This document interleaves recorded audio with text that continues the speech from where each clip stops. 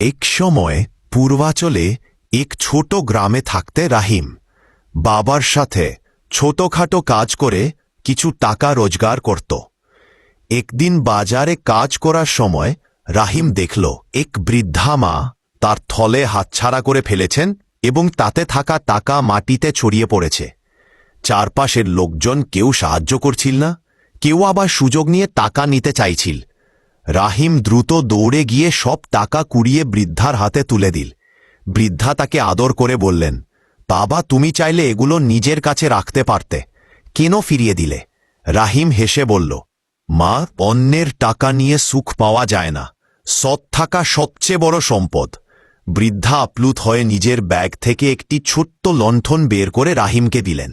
তিনি বললেন, এই লণ্ঠন যতদিন জ্বলবে ততদিন তুমি জীবনে অন্ধকারে পড়বে না। রাহিম লণ্ঠনটি বাড়ি নিয়ে গিয়ে বাবাকে সব কথা বলল। বাবা গর্বের সাথে ছেলেকে বুকে জড়িয়ে ধরলেন।